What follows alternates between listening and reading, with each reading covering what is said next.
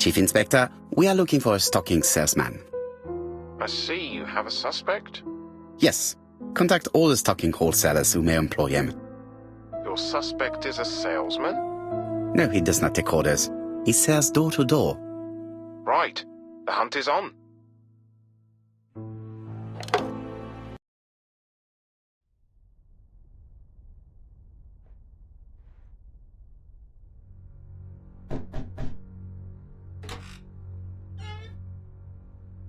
Are you leaving, Mr. Cust?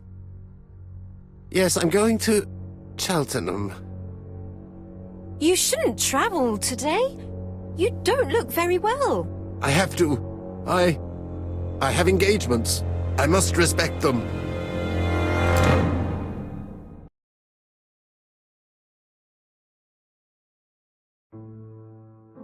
Can you get the post, Hastings? And why don't you go and get it yourself? Très bien. What's going on? I've never known Hastings to be so disagreeable.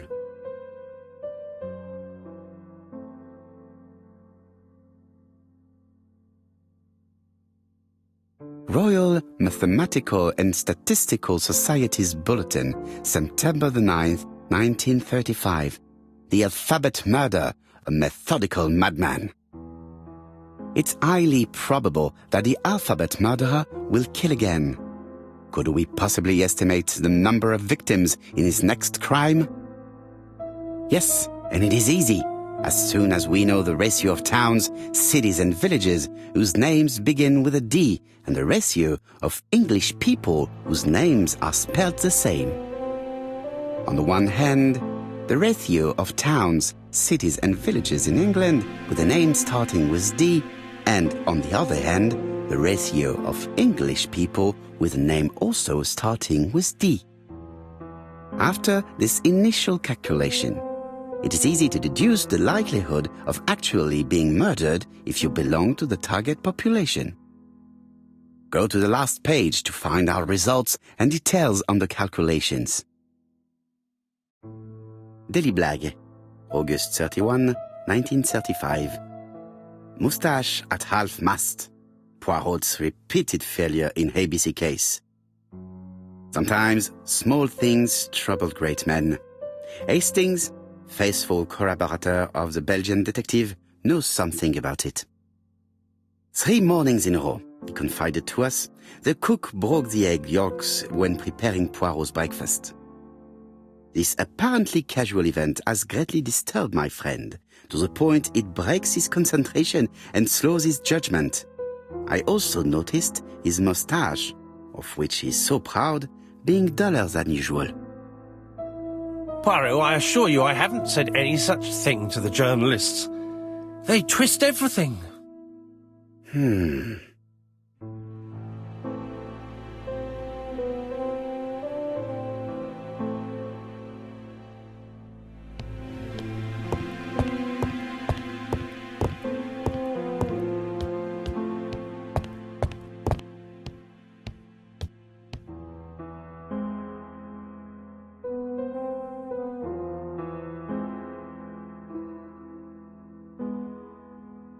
Churston, Devon, population 500 inhabitants.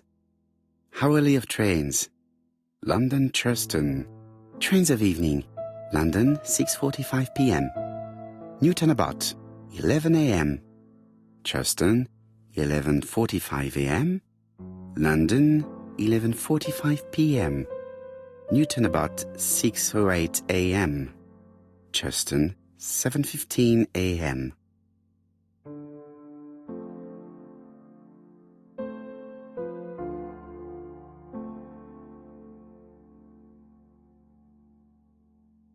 Hastings' photo album. He is very proud of his bag.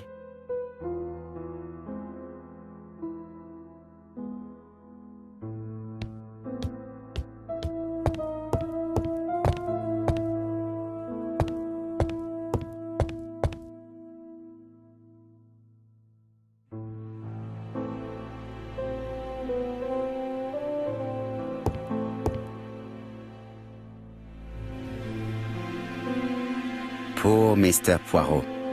I'm quite sorry for you. If at first you don't succeed, try again. We've a long way to go still. Typery? No, that comes later. Letter T. The next little incident will take place in Doncaster on September 11th. So long. ABC. I should compare this letter with the one on my desk which I received earlier to see if it does indeed come from the same person.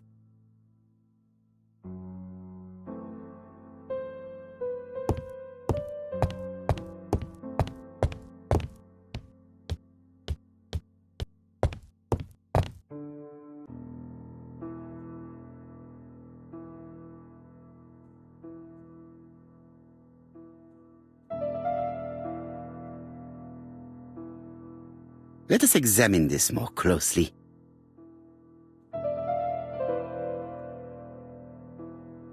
Certain characters in the two letters may have similar defects. Yes, this I is weird. Yes, the I characters in the two letters do indeed have the same defects. I have to find some other similar defects to confirm my theory.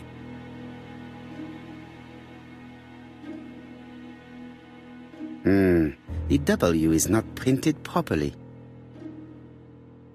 Of course, the W characters in the two letters do indeed have the same defects. I have to find some other similar defects to confirm my theory. Yes, the A appears to be quite unusual. That's right. The A characters in the two letters do indeed have the same defects. My theory was right. These two letters were written with the same typewriter. Hastings, he strikes tomorrow. Chief Inspector Japp? He's on another line. Can I take a message? Yes, please, mademoiselle. It is from Hercule Poirot. Tell him ABC strikes tomorrow in Doncaster. He must call me back. Very well, sir. Bien, now I'm going to see what I can find from these burnt documents. I've received the product I need. Hastings, if you do not mind, I would like you to take a few notes. Yes, yes.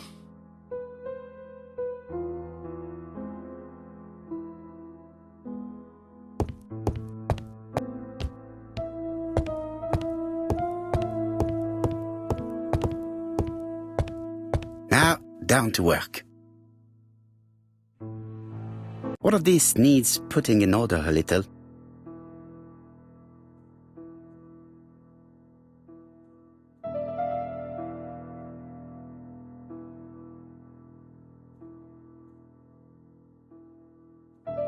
This piece should be placed here.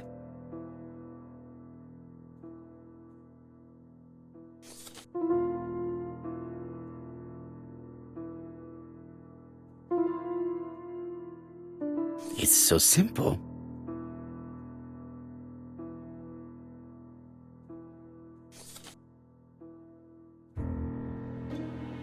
This page is finished.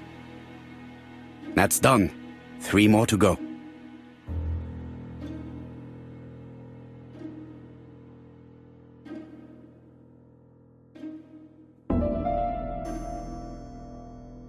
This piece should be placed here.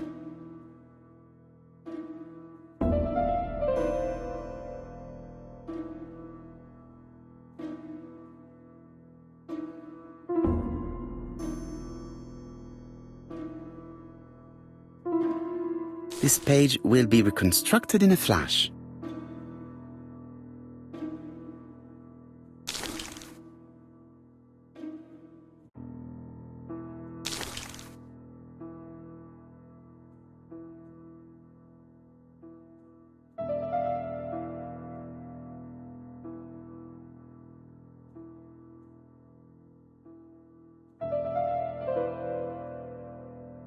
This page is finished. And that's 2 done. It's easier than I thought.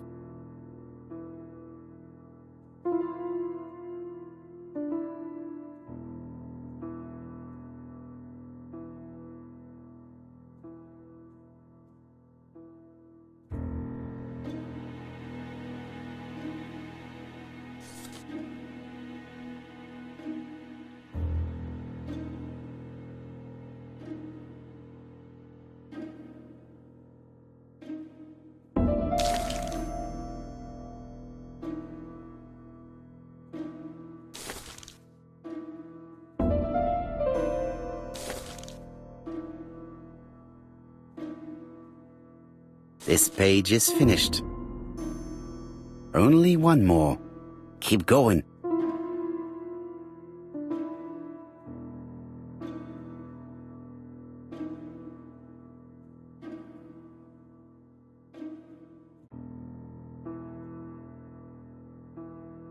This piece should be placed here.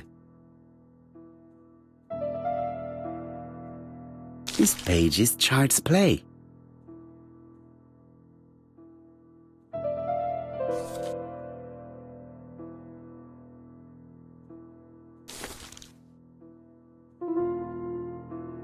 This page is finished. All the pages are reconstructed.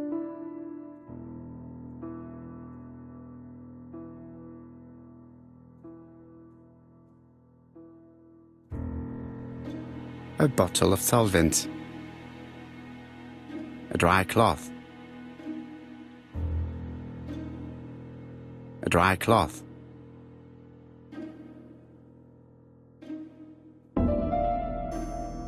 A dry cloth. A bottle of solvent.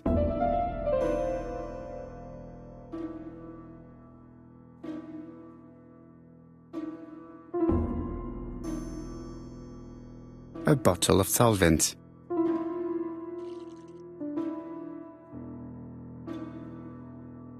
The cloth is now soaked with solvent.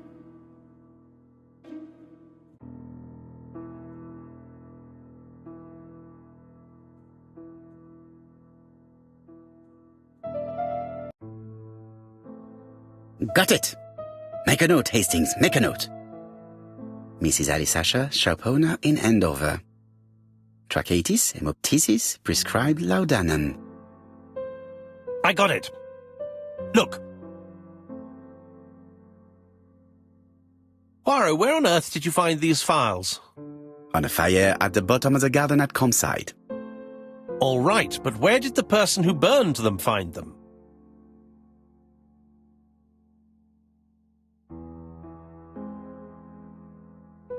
Alice Asher, shopkeeper in Andover.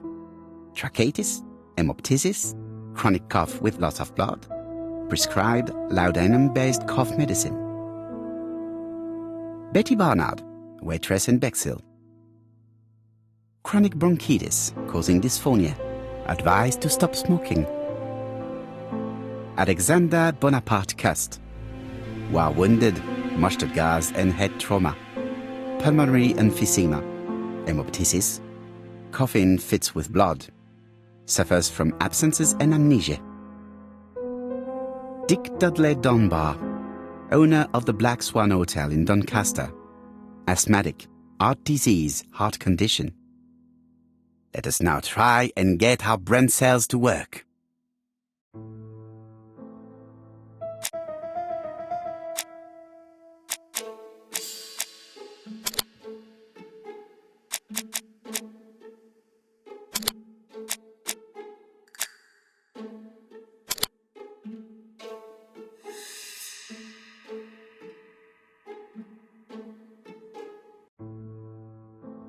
The burned documents are medical records, and without a doubt they come from Clark's archives.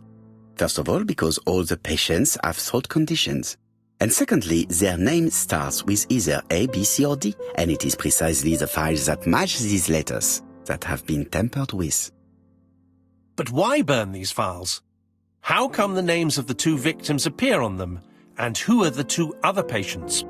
These are very good questions.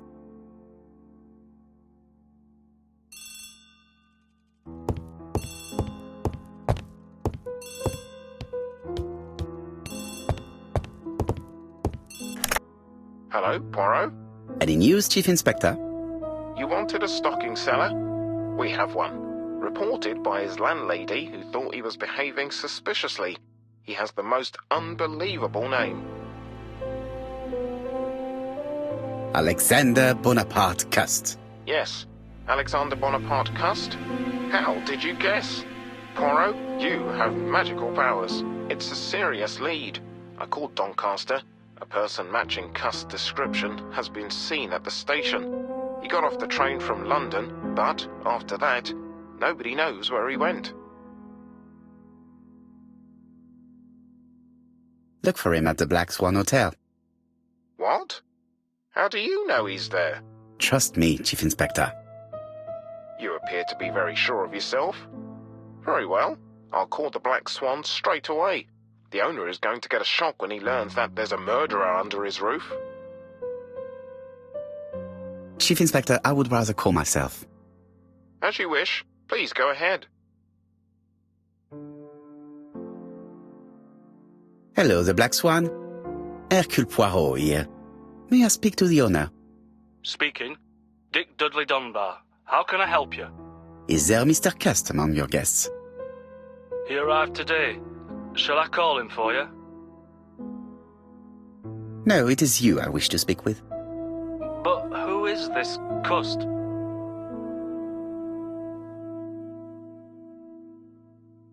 A crook. A crook? He seems such a decent chap. Do you think that Cust might be dangerous? Oh, I do hope you're wrong. He seems so harmless, you know. Yes, completely harmless. We must not overestimate the danger. After all, we are not absolutely sure he is guilty. What should I do? Watch him. If he leaves the hotel, watch where he is heading. I'll call the police in Doncaster immediately. When they arrive, keep out of the way. Oh, indeed. I shall keep out of the way. I have a bad heart, you see, and a big shot could kill me. Thank you for having warned me. Hello, Poirot. We have some good news. The police in Doncaster have caught our man at the Black Swan Hotel. They're sending him here by train. While we're waiting to question Cust, we could search his room in London. Where does he live?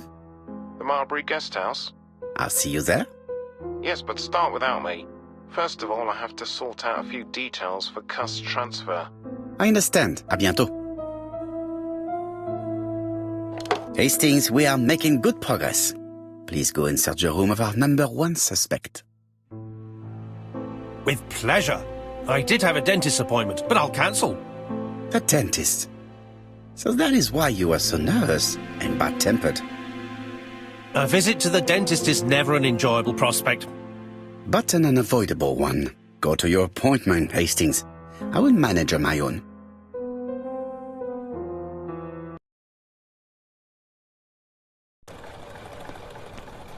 To Marbury Guest House, please.